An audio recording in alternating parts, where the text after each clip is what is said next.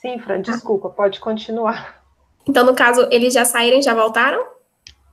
Não sei, me parece que nenhum foi, porque eu recebi a mensagem de que se eu começasse a gravar, algumas pessoas seriam removidas, mas eu acho que ninguém foi, não. Continua aqui, Ah, que então bom. tá ótimo. Então, vamos lá.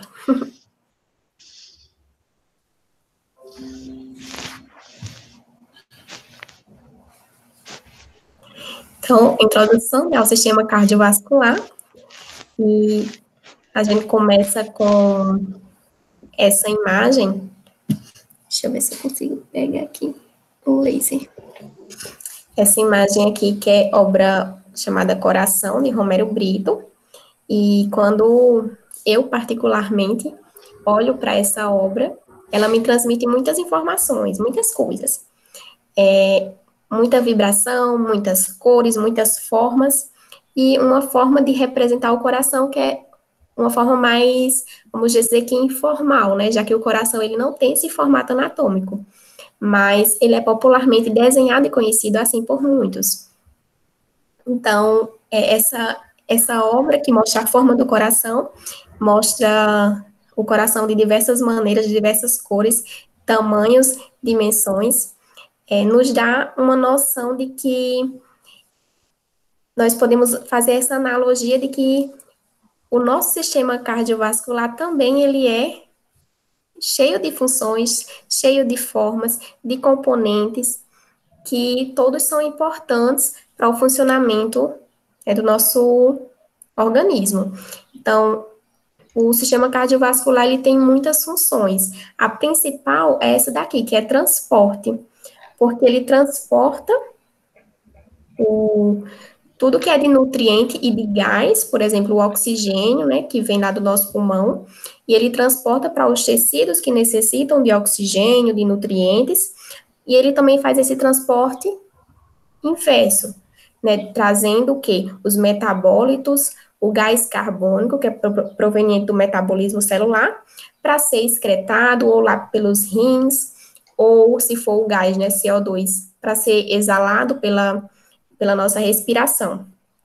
Então, a principal função do sistema cardiovascular é esse transporte. Além disso, ele também tem uma função que é regular a temperatura corporal.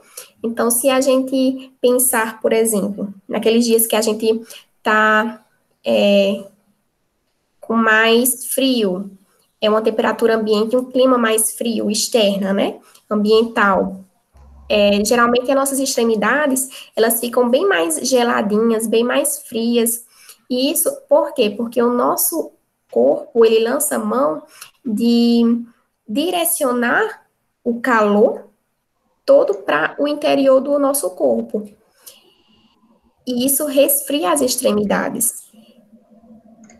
Isso é na tentativa de evitar a dissipação de calor e a perda, né, desse calor. O contrário acontece quando a gente está numa situação de, por exemplo, um exercício físico, que a gente vai precisar aumentar o nosso metabolismo, aumentar a nossa temperatura corporal. Então, para que a gente possa dissipar melhor o calor, o nosso organismo ele lança mão de uma estratégia que é aumentar o fluxo sanguíneo agora para a superfície, para tentar agora dissipar esse calor através da superfície. Então, nossa pele às vezes fica mais rosada, mais vermelha, é porque o fluxo sanguíneo está agora direcionado para ali.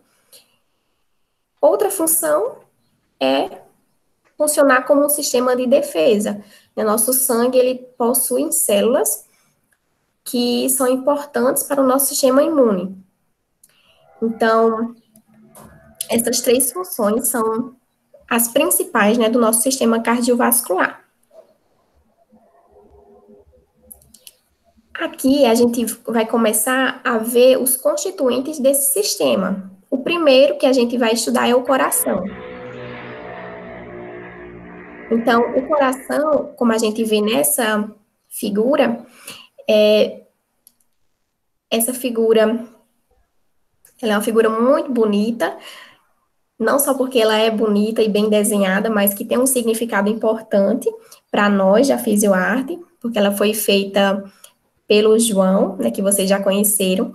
Então, ele quem desenhou essa figura, né, baseado em outros autores, e é uma das figuras que vai estar lá no caderno de desenhos da Fisioarte, que a gente vai estar preparando para vocês, tá? Então, é muito bonitinha essa figura, a gente ama ela, né? E todas elas que foram feitas pelo João, que ele tem essa criatividade e esse dom incrível.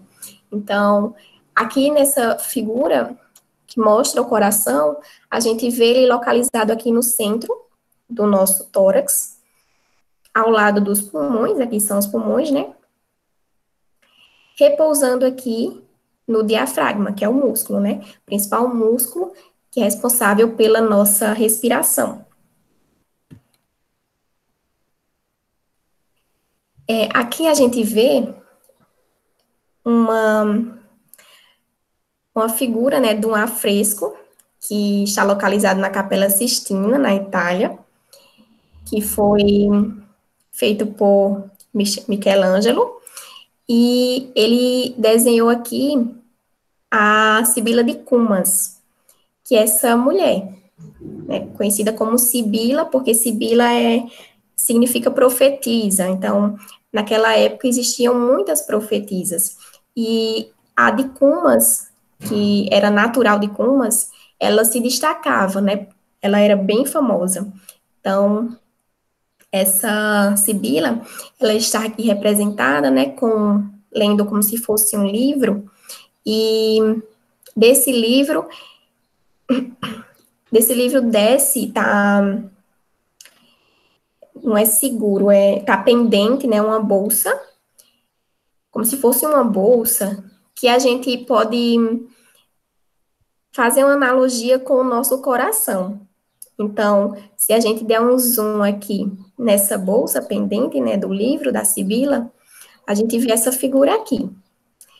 E como se aqui fosse o manto dessa bolsa tivesse localizado o coração aí por detrás, o coração tivesse sendo repousado aqui por essas franjas da manta que representa o diafragma. Aqui em cima, a alça da bolsa representa um vaso, né, que sai do coração, e aqui também outro vaso, aqui é como se fosse um rolo, certo? Um rolo de papel. Então, se essa figura a gente comparar com a figura mesmo, né, a gravura da representação do coração, a gente pode ver que é bem parecida, ó. O coração repousado aqui no diafragma, como se fosse as franjas da bolsa, e na base do coração emergendo vasos. Aqui, esse vaso do rolo do papel, podemos dizer que é a aorta, que é uma artéria, a maior artéria que a gente possui, que ela emerge do coração, e na letra A, representando a veia cava, que é uma veia também, a principal veia, na maior veia que está chegando no coração.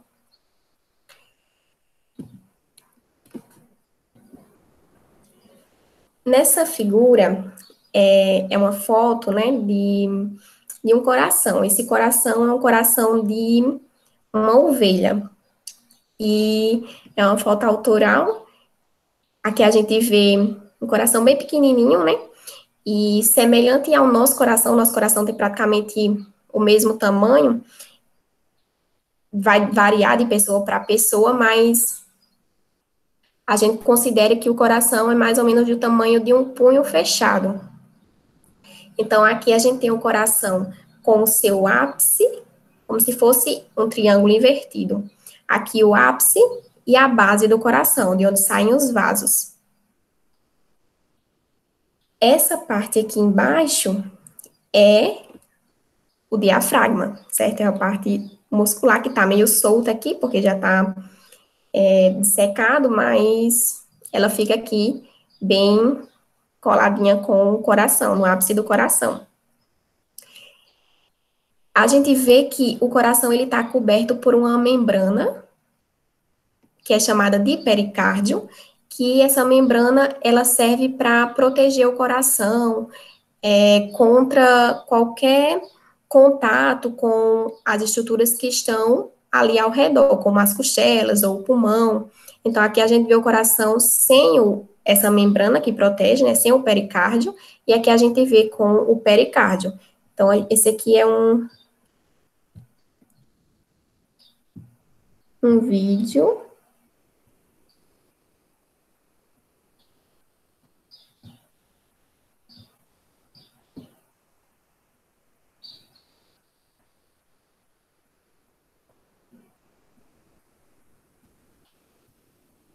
Deixa eu ver se eu consigo colocar aqui.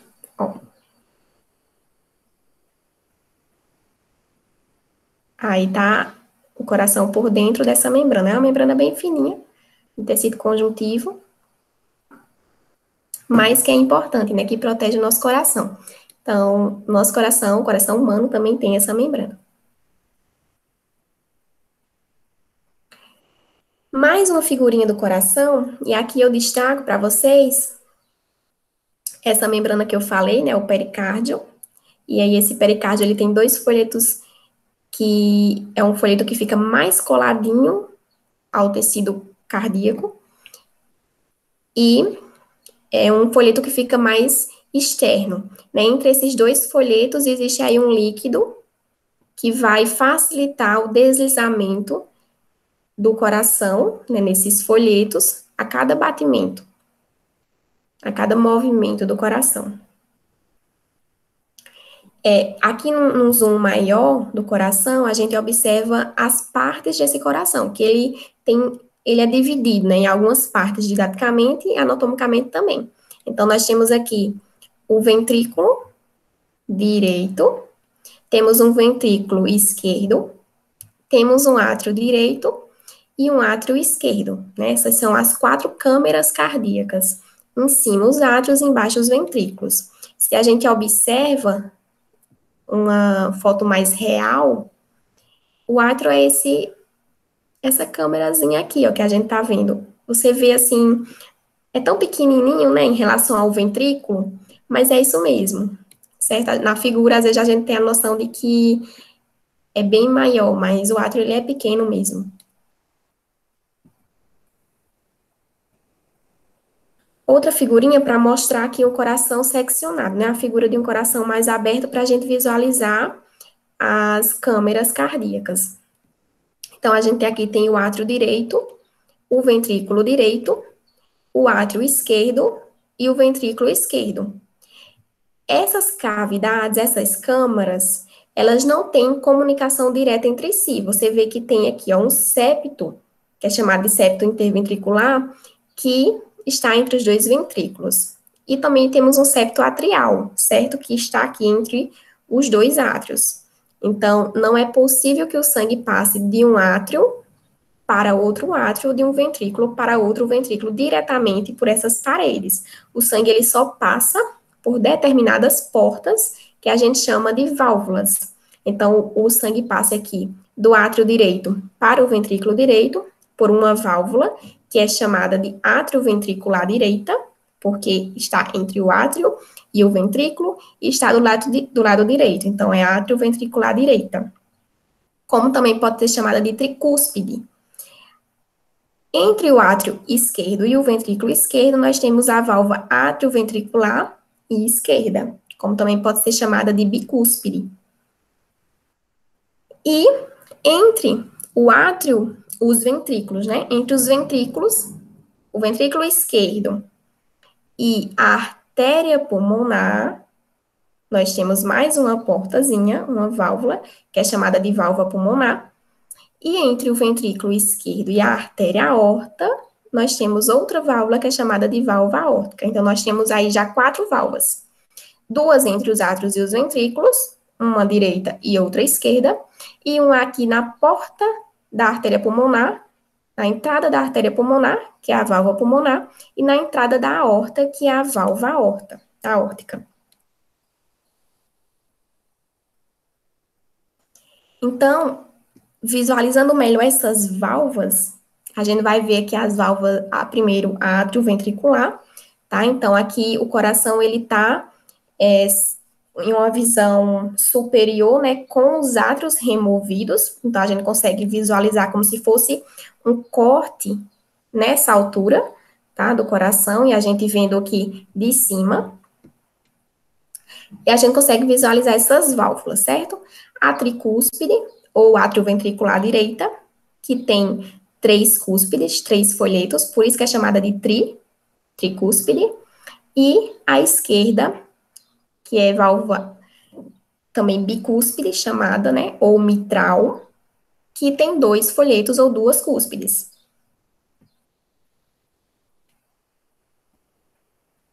Aqui a gente vê, se vocês forem tendo dúvida, vocês podem ir parando aí e perguntando, certinho? Se eu estiver falando muito rápido também. Aqui a gente vê, né, outra imagem, agora um desenho lá do caderno, né, do João, que o João desenhou, que mostra as válvulas semilunares. Então, aqui nessa outra figura anterior, a gente viu que as válvulas semilunares, elas estavam abertas, ou seja, o sangue poderia estar passando nesse momento por essas válvulas, certo? Indo para a aorta ou indo para o pulmão.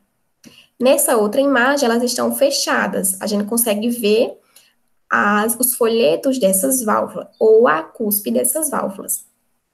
Então, a gente tem a aórtica, válvula semilunar aórtica, que tem 3 cúspides, e a semilunar pulmonar, que também tem 3 cúspides.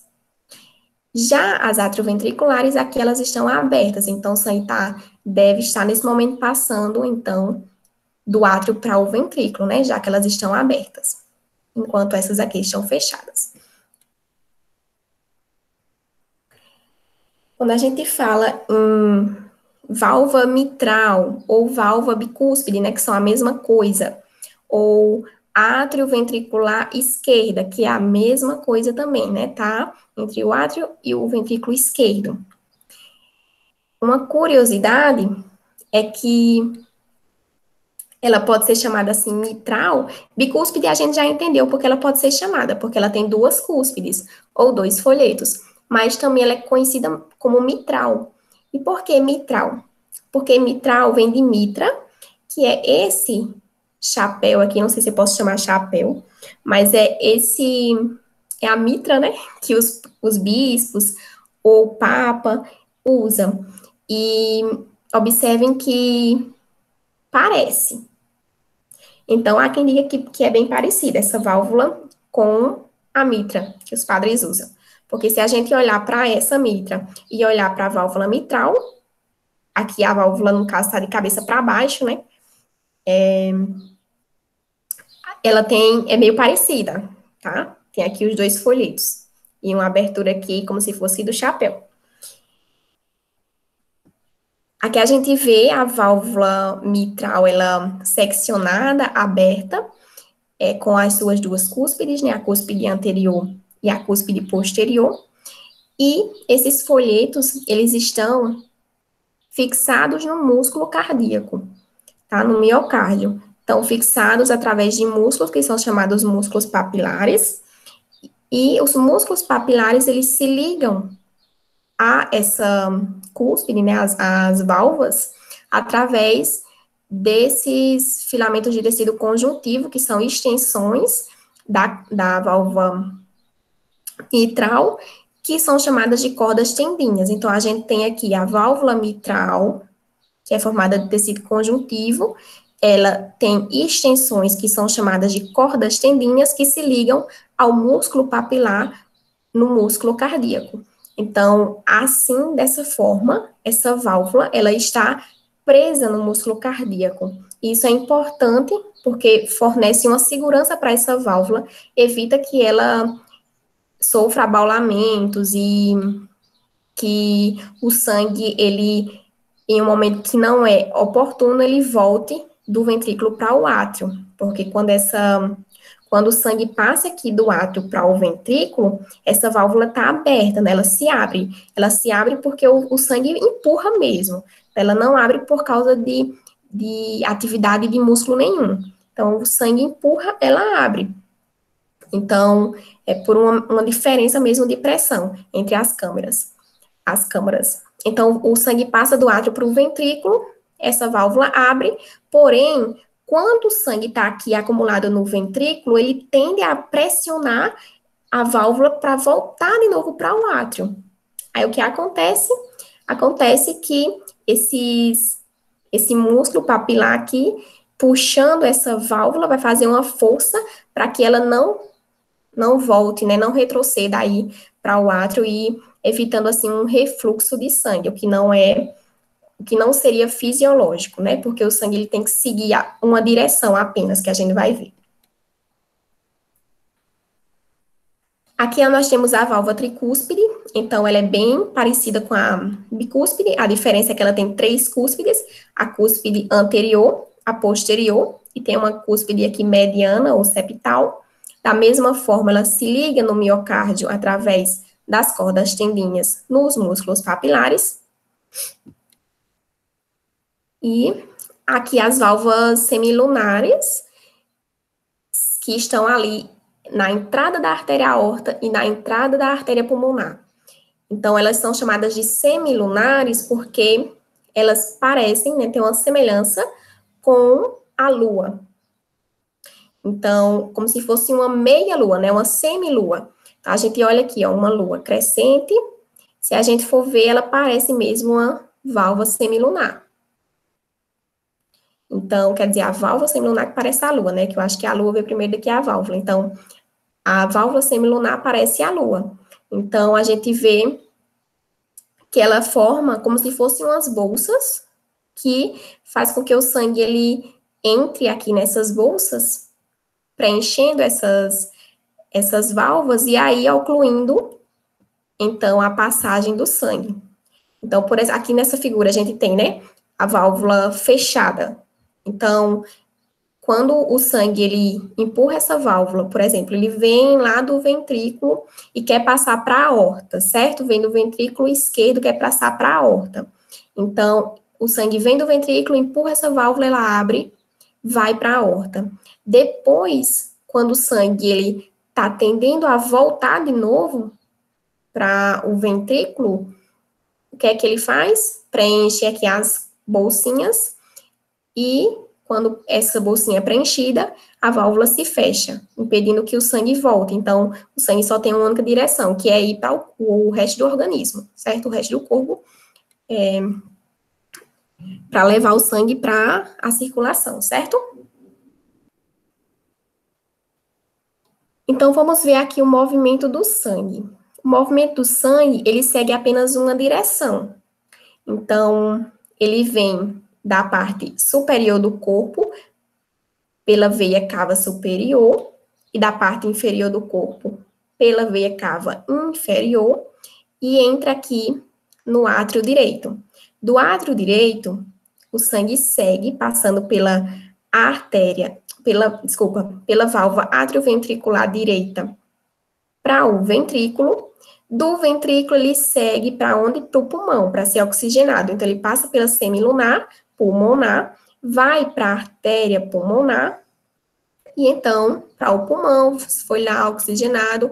Aqui a gente tem tanto artérias pulmonares esquerdas, que vai para o pulmão esquerdo, quanto direitas, que vai para o pulmão direito. Então, esse sangue vai, é oxigenado. Depois, quando ele retorna, ele vem pelas veias pulmonares. Então, já entram direto aqui no átrio esquerdo, passando agora pela válvula atrioventricular esquerda, ou mitral, e chegam no ventrículo esquerdo. Do ventrículo esquerdo, o sangue segue agora para a artéria aorta, passando, que está aqui embaixo, pela válvula aórtica, né, semilunar aórtica. Passando, então, para a artéria aorta, e daí vai para todas as regiões do corpo, tanto superior, quanto desce aqui, ó, inferior. Então, todos os vasos, eles vão se originando aí a partir da aorta, certo? Todas as artérias. Então, se a gente observar, se a gente for pensar nos vasos sanguíneos e na diferença desses vasos sanguíneos, a gente pode até pensar assim, eu tenho a artéria tenho a veia, né? Principalmente. A artéria e a veia. A artéria, ela tá levando sangue oxigenado. E a veia tá trazendo sangue menos oxigenado. Que já foi, né? Já oxigenou todo o corpo, aí tá vendo sangue pelas veias agora para o coração. Então, se a gente pensar o que é uma artéria, é o vaso que leva sangue oxigenado, o que é uma veia, é o vaso que leva sangue menos oxigenado, a gente pode errar em algumas situações, porque nem sempre a artéria leva sangue oxigenado e nem sempre a veia ela leva para o coração um sangue menos oxigenado. Se a gente olhar aqui a figura anterior, a gente vai ver que isso não é verdade sempre. Por quê? Porque nesse caso, a artéria pulmonar, que é essa daqui, tá vindo com sangue venoso, com sangue menos oxigenado, e é uma artéria. Mas quem tá passando, o sangue que tá passando por dentro dela é um sangue venoso. Da mesma forma aqui, ó, as veias. Veia pulmonar está trazendo sangue do pulmão, que é rico em oxigênio. Então, ele está vindo rico em oxigênio, mas passando por veias. Então, a forma mais correta da gente definir, conceituar o que é uma artéria, o que é uma veia, é dizer o seguinte, que a artéria é todo vaso que sai do coração. Então, a aorta sai do coração, a veia está saindo do coração, levando sangue, né, para o pulmão. E, ao contrário, a veia é aquele sangue. Deixa eu voltar aqui o pensamento. A aorta é todo o sangue que sai, todo o vaso que sai do coração, se origina no coração e leva sangue para o resto do corpo. E veia é aquele vaso que traz o sangue para o coração, né? Que tá trazendo aí o retorno de sangue. Por exemplo, a veia cava traz o sangue da periferia ali do corpo que vem para o átrio. A veia pulmonar está trazendo sangue do pulmão para o coração. Então, são vasos que são responsáveis por trazer o sangue. Já as artérias são vasos responsáveis por levar o sangue. Então, essa é a definição mais correta. Então, os vasos sanguíneos, né, a gente tem artéria, a gente tem veia, mas a gente também tem outros vasos. Quando as artérias, elas vêm do coração, elas vão se ramificando, vão formando vasos de menores calibres, que são as arteríolas, que aí vão também se dividindo e formando capilares, vasos cada vez mais finos, que são chamados de capilares, e depois os capilares vão se anastomosando, formando vasos mais calibrosos, que são as vênulas, seguindo para a formação de veias, que vai para o coração. Nessa região aqui dos capilares, a gente tem acontecendo a troca gasosa, né? É onde há realmente a troca de oxigênio e nutrientes entre o sangue e os tecidos. Aí a gente vai ver agora, mais minuciosamente, a composição desses vasos, né? A estrutura desses vasos.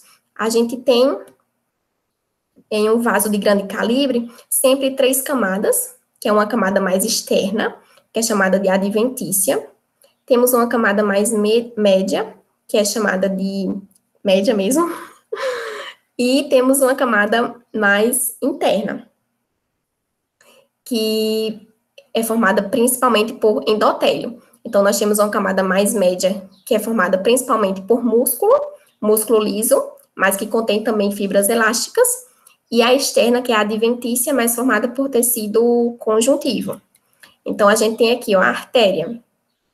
A artéria, ela tem um diâmetro grande, né, que é um vaso de grande calibre, e a gente vê que ela tem uma camada média, que é essa daqui vermelhinha, bem mais proeminente do que outros vasos que a gente vai ver. Então, eu tenho muito músculo liso na artéria, e também tecido elástico, que é o azulzinho. Né? Isso tudo aqui é camada média. Aqui é a externa, que é formada de tecido fibroso, e aqui é a interna, que é formada de endotélio. Seguindo da artéria, ela vai se ramificando, vai formando vasos de menor calibre. Então, a gente tem a formação de arteríolas, e aí a arteríola já perde um pouco dessa camada externa, que é de tecido fibroso, e também perde um pouco de tecido elástico. Então, a gente tem, principalmente na camada média da arteríola, a presença de músculo liso. E isso é importante. Por quê? Porque é nessa região aqui da circulação sanguínea, da vasculatura, que a gente vai ter o principal controle do fluxo sanguíneo. É o principal determinante também da pressão arterial. Por quê? Porque essas artérias, elas têm a capacidade de contrair, elas sofrem, né, a ação do sistema nervoso, e aí elas podem contrair, ou também por o próprio metabolismo local pode influenciar esse músculo por fatores locais a se contrair ou a relaxar, e assim a gente tem um controle mais local do fluxo sanguíneo. Digamos, se eu preciso fazer um exercício, eu estou fazendo um exercício, e então o meu músculo esquelético ele precisa mais de sangue do que o meu intestino, né, já que não está fazendo digestão nesse momento, mas eu estou fazendo exercício. Então, as arteríolas que estão ali próximas ao meu músculo esquelético, elas vão fazer o quê? Podem relaxar mais, se dilatar mais, aumentar o diâmetro desse vaso para poder aumentar o fluxo de sangue para o músculo, em detrimento lá das arteríolas do intestino, que, ao contrário, elas podem regular esse sangue, fazendo uma contração desse músculo liso e direcionando mais sangue para onde tem mais necessidade.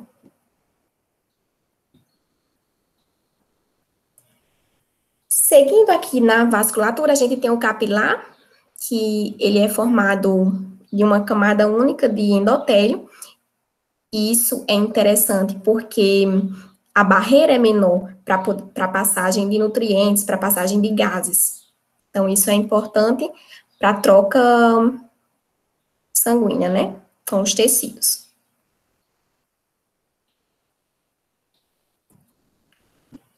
Aqui a gente tem, seguindo dos capilares, eles vão ali se anastomosando, formando vasos mais calibrosos, que são as vênulas.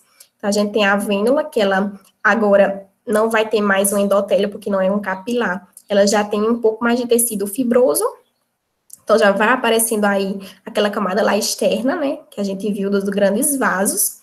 E essas vênulas vão também formando vasos cada vez maiores, até chegar nas veias, que são os vasos venosos mais calibrosos, e agora eu tenho, além do tecido fibroso e do endotelial, as outras camadas de tecido elástico e músculo liso, que formam a camada média. Então, de volta, as 3 camadinhas do vaso de grande calibre, né?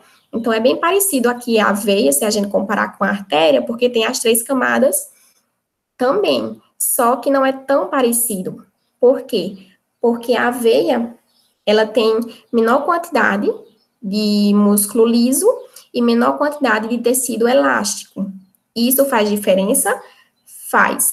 Por quê? Porque se eu tenho um vaso que tem menos tecido elástico, quando ele recebe uma quantidade de sangue, ele consegue se distender e ficar naquela posição distendida, abarcando aquela quantidade de sangue que chegou. Então, a veia, ela é considerada um vaso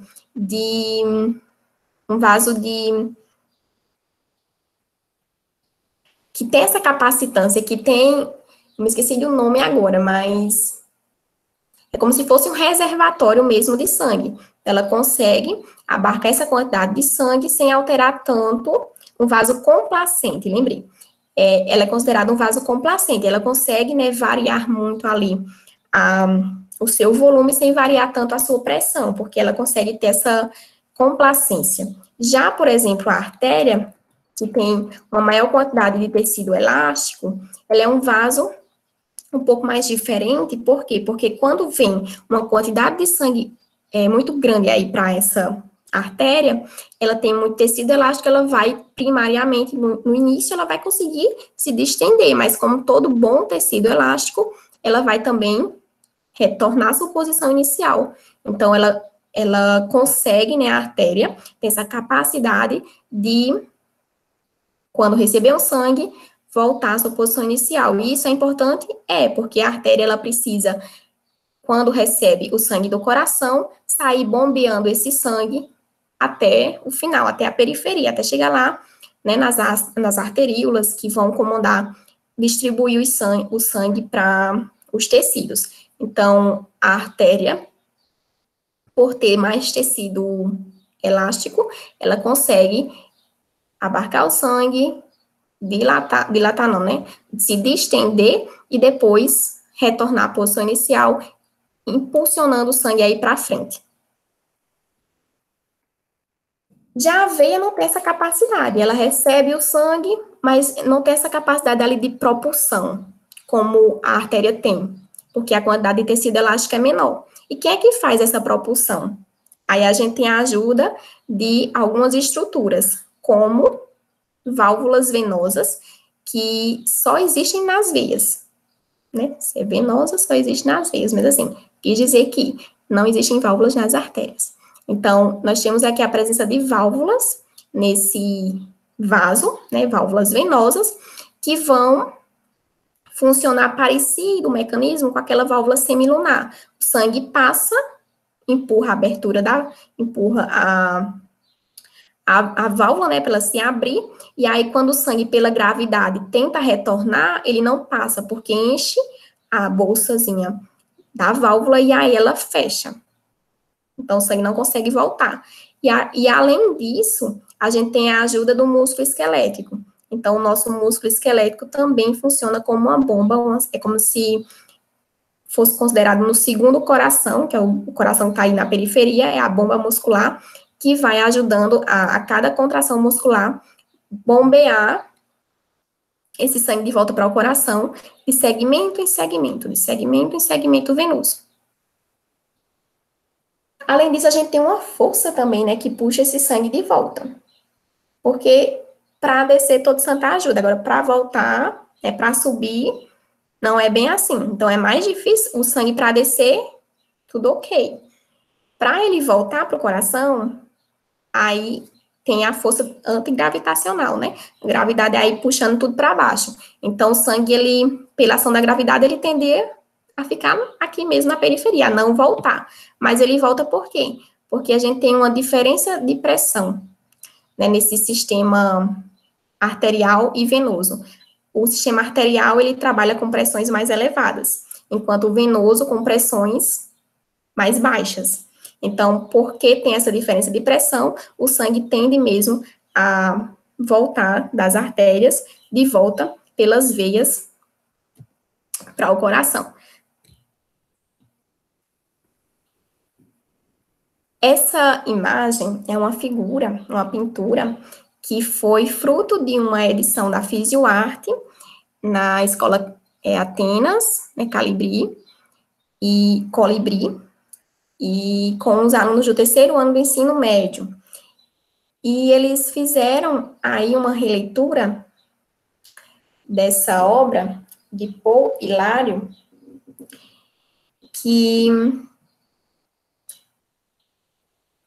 eles representaram o seguinte, é que a gente vê na obra original como se fosse caminhos, né, homens trabalhando aqui e fazendo tem uns caminhos aqui nessa paisagem, né, nessa grama. E aí esse caminho, eles fizeram analogia com veias. Então, eles representaram aqui nessa pintura as veias dilatadas e veias tortuosas, representando uma patologia, né, que não sei se vocês já viram falar, que geralmente pessoas que têm deficiência de circulação, geralmente elas ficam com as veias mais inchadas, mais dilatadas, né, nas pernas, com êxtase venosa, uma veia mais calibrosa, mais proeminente, mais aparente.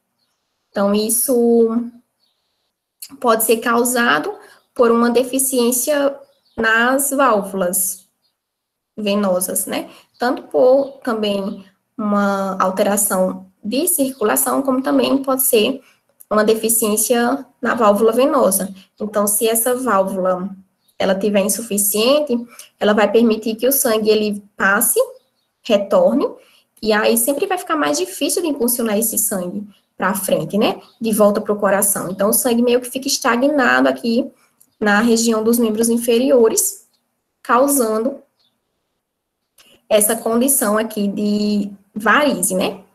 Como é chamada.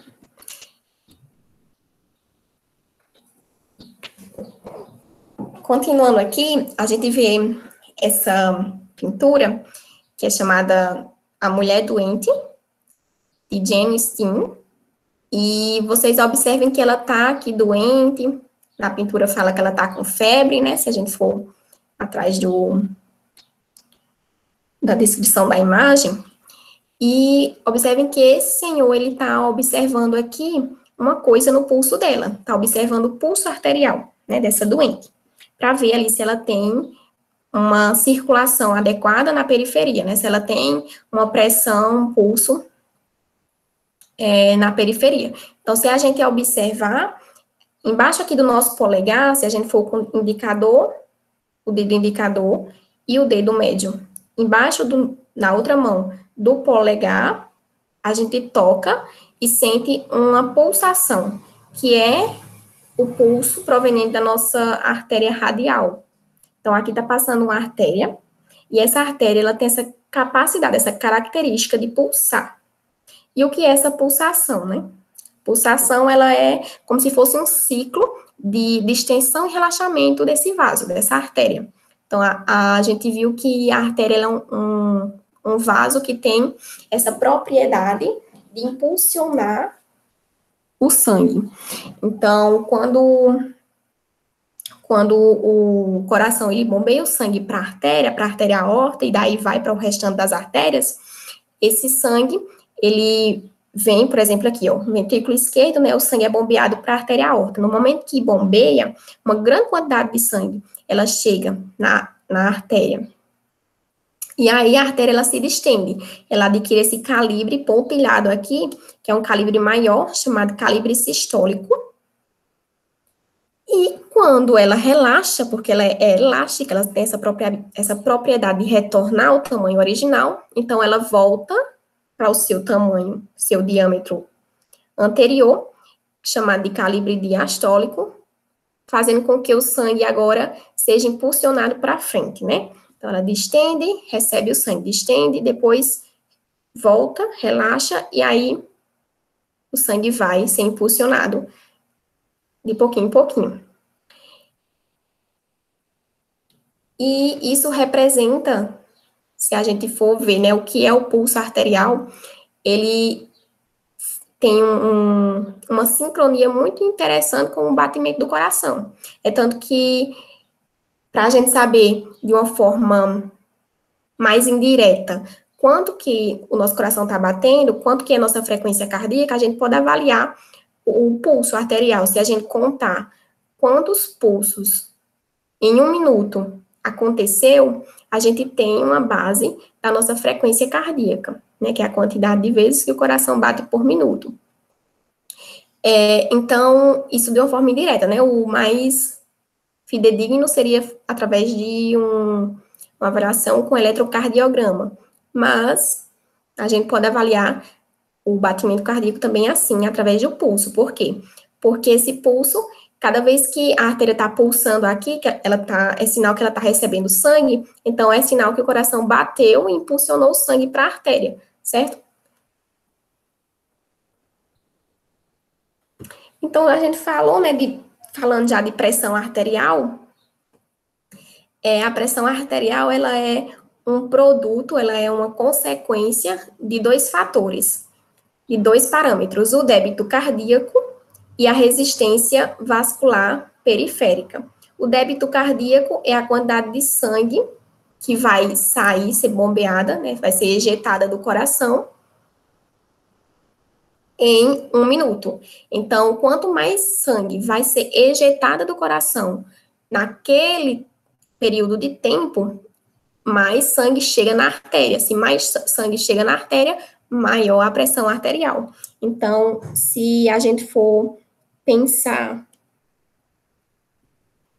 que em uma condição, por exemplo, de elevação no débito cardíaco, a gente tem uma elevação também na pressão arterial. Exemplo, se eu agora estou falando com vocês aqui, né, sentada, digamos que minha frequência cardíaca está na média populacional de pessoas saudáveis, sei lá, 70 batimentos por minuto, né? Então, tá 70 batimentos por minuto, minha frequência cardíaca normal em repouso. Se eu for correr, minha frequência cardíaca vai aumentar. Meu coração vai bater mais por minuto. Se meu coração bate mais por minuto, mais sangue ele está jogando por minuto. Se mais sangue ele está jogando, então quer dizer que ele tem maior débito cardíaco, que minha pressão arterial ela vai aumentar consequentemente. Outra coisa também que influencia a nossa pressão arterial é a resistência dos vasos, os vasos da periferia. Aquelas arteríolas lá que eu falei para vocês. Então, lembram que eu disse que ela tem uma quantidade de músculo liso considerável e menos tecido elástico, e isso faz com que elas possam contrair ou relaxar. Então, se eu tenho uma arteríola desse tamanho aqui, é o tamanho original dela, e essa arteríola, ela contraiu, então ela adquiriu esse tamanho aqui. Diminuiu o lúmen do vaso, o diâmetro do vaso, né? Então, essa arteríola, ela contraiu, diminuiu o lúmen do vaso, aumentou ali a resistência à passagem do sangue. Se aumentou a resistência à passagem do sangue, eu tenho também aumento na pressão arterial.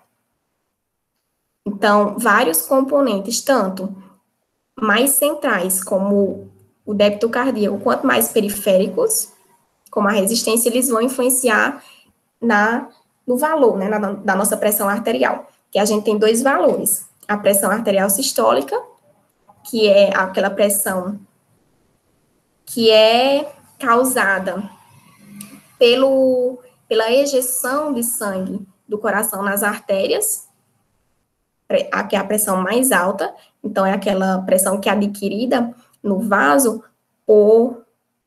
pela quantidade maior de sangue. E aí, quando essa artéria, ela impulsiona esse sangue para frente e volta à sua posição, aquele que a gente viu, né, a seu calibre diastólico, então ela atinge uma pressão mínima, que é chamada de pressão arterial diastólica.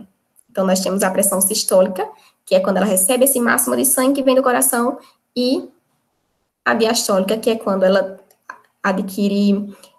volta, né, à sua posição original, já bombeou o sangue, não tem tanto sangue ali, não faz tanta pressão. Nessa figura, nessa pintura de Giovanni di Paolo, ele representou muitos momentos da vida de São João Batista, e uma das pinturas foi a decapitação de São João Batista. Esse pessoal que era pintor, eles representavam muito bem o que acontecia. Então, eles eram bem realistas nas suas observações, nas suas representações na arte. Então, observem aqui que aqui está São João Batista na janela. Aqui, ó, na janela. Com a cabeça já fora do corpo, né? Tá aqui decapitado. A cabeça já está na mão do outro. E observem o jato de sangue. Eu tenho dois jatos diferentes. Esse jato de sangue, que tem uma velocidade menor, e tenho esse jato aqui, que tem uma velocidade maior, que alcança maiores distâncias. Então, qual desses jatos eu posso dizer que é arterial ou venoso? Porque um é arterial, isso eu sei, e o outro é venoso. Mas qual deles, o que tá mais, esse aqui que tá mais, o pulso tá mais, o fluxo sanguíneo mais elevado, a velocidade mais elevada, ou esse aqui que derramando aqui numa velocidade menor, numa pressão menor? Qual desses jatos vocês acham que é a pressão arterial? Que é proveniente, não é a pressão arterial, né? Que é proveniente de um vaso arterial.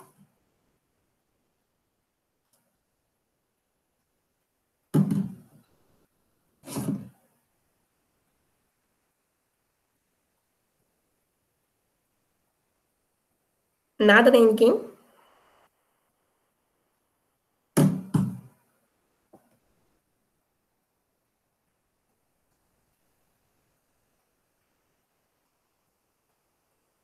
Esse aqui, que está indo a distâncias maiores, eu tenho um jato maior de sangue em uma distância maior, quer dizer que a pressão que está ali no interior daquele vaso, que está jogando esse sangue, está jorrando esse sangue, é maior.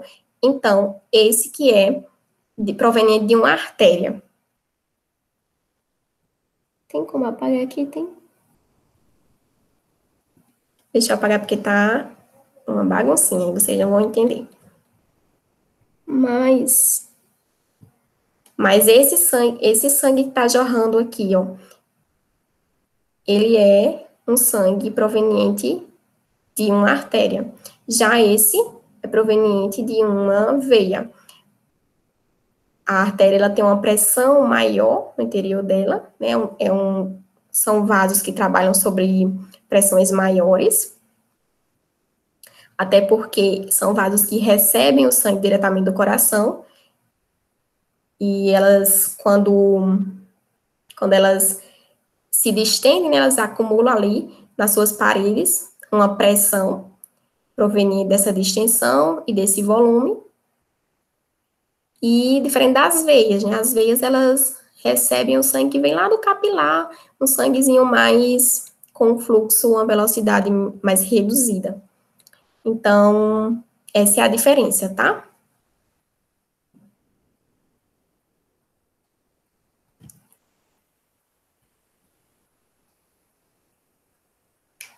Continuando, gente, as células musculares cardíacas, elas têm a capacidade de se contrair sem inervação. Então, sem estar inervado, o coração, ele tem essa capacidade de se contrair, porque ele possui células, são chamadas de células marca-passo, que elas têm uma autorritmicidade. Elas têm uma autoexcitabilidade, e elas próprias conseguem gerar um estímulo, né, um potencial de ação, e aí propagar esse estímulo nervoso. Então, a gente tem aqui o nó sinoatrial, que é o marca-passo cardíaco, ele quem dita a frequência cardíaca. Então, esse nó, ele se autodespolariza e passa o impulso para outro nó, que é o chamado de nó atrioventricular, por essas vias aqui chamadas de vias internodais, que ficam entre os nódulos. Chegando no nó atrioventricular, o impulso segue por esse caminho aqui, que é chamado de fascículo atrioventricular, ou feixe de His. Esse feixe de His se divide em fibras de Purkinje, que tem um feixe que vai para a direita e outro que vai para a esquerda, para o miocárdio, para contrair essas células miocárdicas. Então, esse impulso, ele só segue esse caminho dessas células aqui, ele vai passando e vai despolarizando as células ao seu redor. O átrio e o ventrículo, ele não contraem na mesma hora. Então, existe um atrasozinho aqui, quando o impulso chega no átrio ventricular de poucos milissegundos, que impede com que o ventrículo se contraia na mesma hora que o átrio se contraia. Por quê, minha gente? Porque quando o átrio se contrai, ele está jogando sangue para o ventrículo. Então, o ventrículo não pode estar contraindo nessa mesma hora, porque se ele estiver contraindo, ele não vai conseguir receber o sangue. Então, nessa hora que o átrio contrai e joga o sangue para o ventrículo precisa estar relaxado, recebendo o sangue. Depois que passam alguns milissegundos, é que o impulso segue para despolarizar essas células miocárdicas e fazer com que o coração agora, com o ventrículo, se contraia, tá? Então, na hora que o ventrículo está se contraindo e mandando sangue aqui, ou para a aorta, que vem do ventrículo esquerdo, ou para a artéria pulmonar, que vem lá do ventrículo direito, nessa hora que eles estão se contraindo, os átrios também não estão se contraindo, eles já estão se relaxando. Né? Eles já contraíram e já estão se relaxando, recebendo sangue que vem das veias cavas. Ou, se for esquerdo, recebendo sangue que vem do pulmão, tá? Então, aqui, só para a gente fixar mais um pouco nessa figura aqui com seccionada, né, com o coração seccionado, mostrando que o nó sinoatrial, ele gera um impulso cardíaco, e esse impulso, ele vai para o átrio esquerdo, e ele vem também pelas vias internodais no átrio ventricular, daqui ele segue pelo feixe de His, o ramo esquerdo e o ramo direito do feixe de His, e fibras de Purkinje, né, direita e esquerda, que vão para adentrar aí no músculo cardíaco e gerar uma despolarização dessas células, para gerar contração.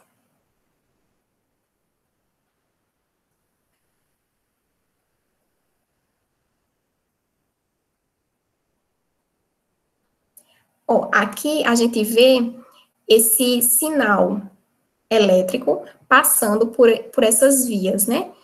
O nó atrioventricular, vias internodais, o nó sinoatrial, perdão, vias internodais, atrioventricular, ó, foi. E aí, a partir do momento que ele vai passando esse impulso, ele vai despolarizando as células e gerando a contração daquela estrutura. Então, a gente tem aqui, ó, começando. O sinal sendo gerado no nó sinoatrial, e esse sinal, ele vai passando por essas vias internodais, e esse ramozinho para o átrio esquerdo, fazendo com que essas estruturas atriais, elas se despolarizem, e na hora que elas se despolarizam, a gente tem uma onda no eletrocardiograma, que é chamada de onda P. Então, essa onda P é a despolarização dos átrios. Então, terminou aqui a despolarização, instantes depois, eu tenho a contração,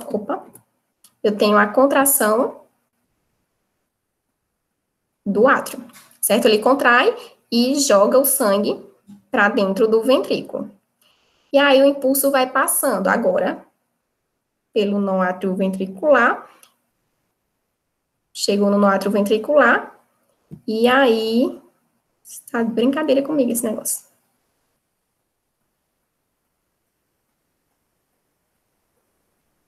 Ó, chegou aí no nó atrioventricular, passou pelo feixe de His, fibras de Purkinje, agora ele vai despolarizar as câmaras ventriculares. Na hora que está despolarizando as câmaras ventriculares, a gente tem um complexo maior no eletrocardiograma, que é chamado de complexo QRS. Eu tenho uma onda Q, que é uma deflexão, tem uma onda R aqui, que é mais positiva, e uma onda S, que é mais negativa. Então, eu tenho esse complexo, que é chamado de QRS, que é me indicando que os ventrículos se despolarizaram. E se eles se despolarizaram, eles vão agora contrair. Então, o ventrículo se contrai. Vejam que é uma onda bem maior do que a onda P, gerada pela despolarização atrial, porque aqui eu tenho muito mais massa, né, ventricular. Se a gente comparar o tamanho do ventrículo com o do átrio, é essa comparação mesmo, o ventrículo é bem maior. Então, despolarizou, contraiu o ventrículo contraiu, ejetou sangue lá para a aorta, ou para a aorta, ou para a artéria pulmonar, né, dependendo de qual ventrículo está saindo sangue. E aí, depois dessa fase, de despolarização, o ventrículo ele precisa também se repolarizar. Então, ele vai voltar agora o seu relaxamento, né? E essa onda de repolarização é a onda T que a gente vê no eletrocardiograma. Então, a gente tem uma onda P que é de despolarização atrial, temos o complexo QRS, que é despolarização ventricular, e temos a onda T, que é de repolarização ventricular, quando essas células elas estão se restabelecendo seu potencial de membrana para poder receber um novo estímulo e se despolarizar novamente. Aí você pergunta assim, mas eu não estou vendo onde é que está a onda de repolarização atrial, que eu não estou vendo. Só tem ventricular, o átrio não se repolariza, mas a onda de repolarização atrial, ela é tão pequenininha que ela fica aqui, ó, escondida por trás do complexo QRS, que é grandão, e você não consegue ver no traçado do eletrocardiograma. Tá? Então, vamos assistir esse vídeo de novo, observando todos esses detalhes que eu falei agora. Deixa eu voltar aqui.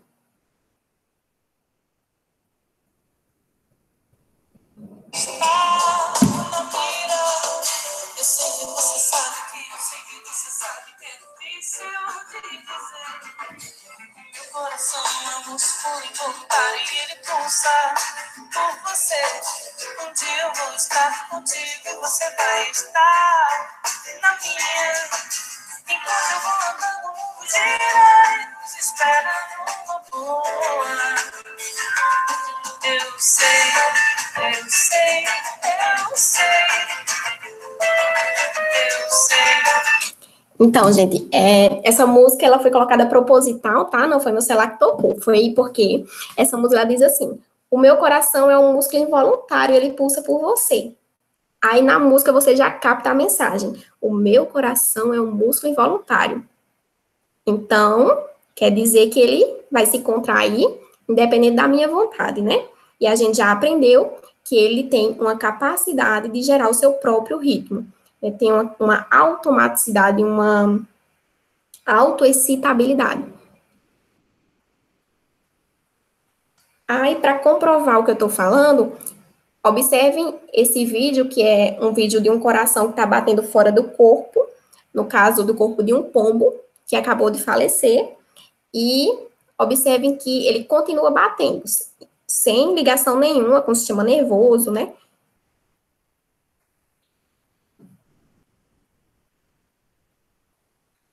Continua tendo atividade elétrica.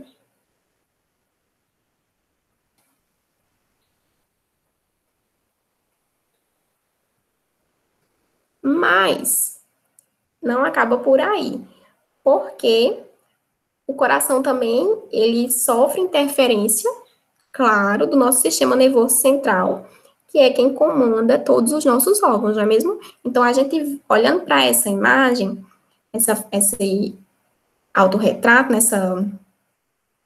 esse quadro aqui da Frida, a gente observa aqui nesse primeiro quadro que ela está com o coração sangrando fora do corpo e algo transpassando aqui no peito dela, como se algo tivesse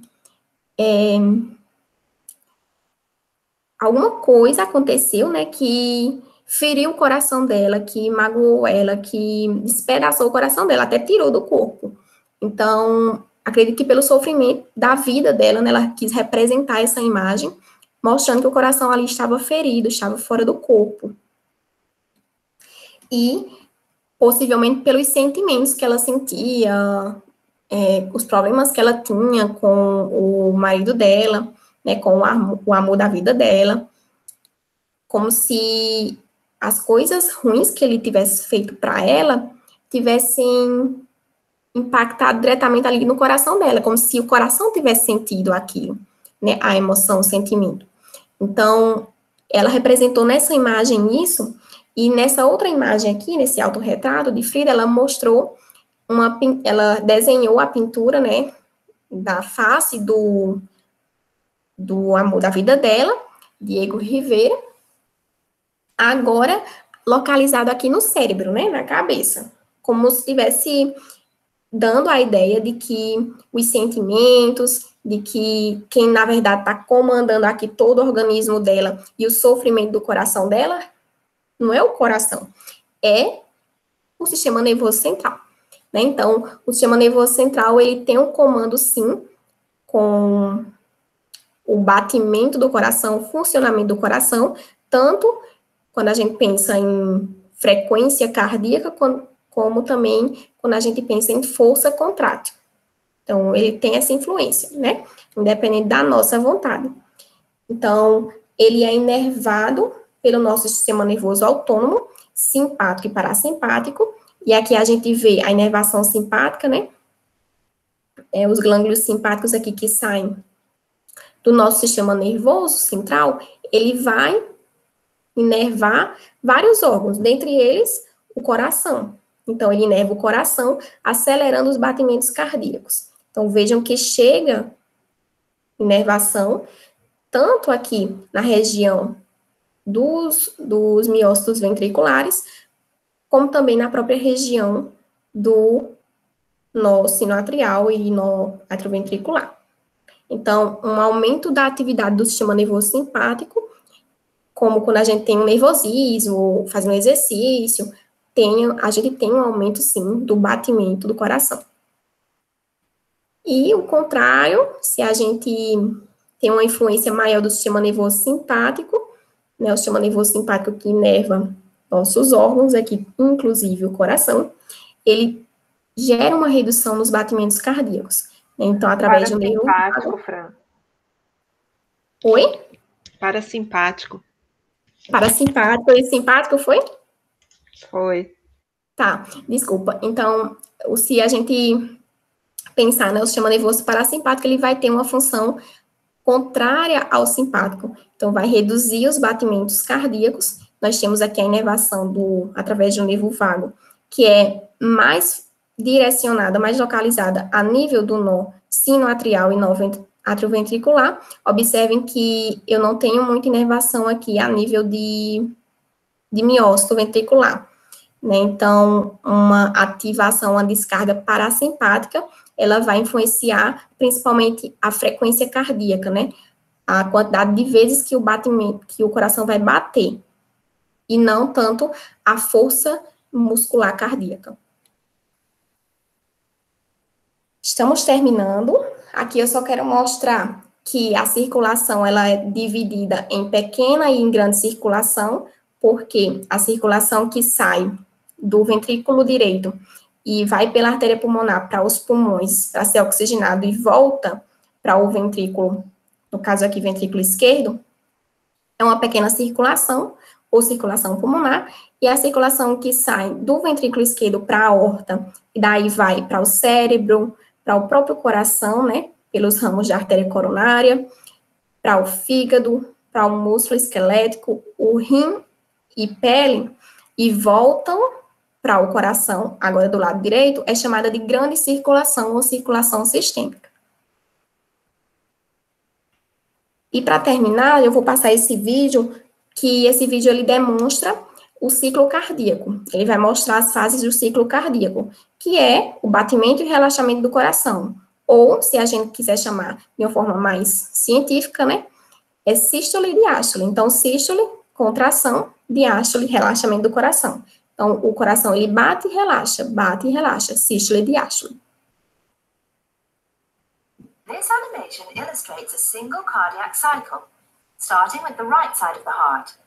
In reality, of course, the two sides of the heart work together at the same time, but it is easier to understand if we look at them separately, because each side of the heart is a Ó, ele tá batendo e aí ele vai mostrar o passo a passo, certo? O sangue vem desoxigenado para o átrio direito, pela via cava superior e via cava inferior.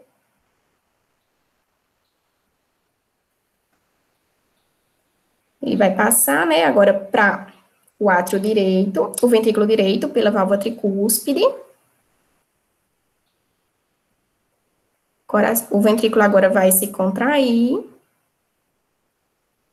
E, se for do lado direito, vai bombear pela válvula pulmonar, para a artéria pulmonar e para os pulmões, para ser oxigenado.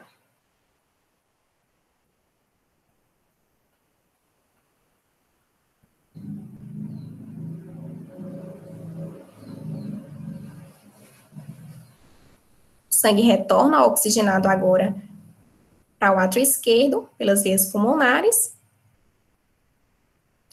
e passa para o ventrículo esquerdo pela válvula mitral.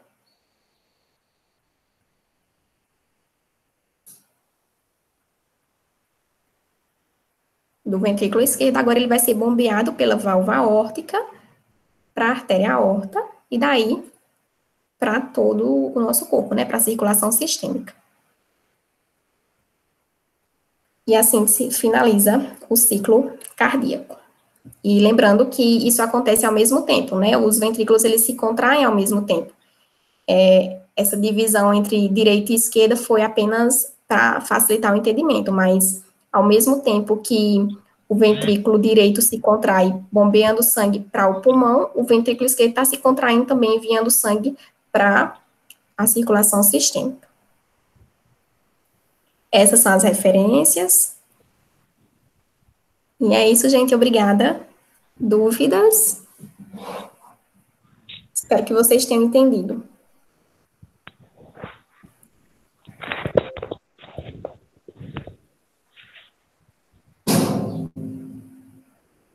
Ninguém tem nenhuma dúvida? Perguntas para a Fran?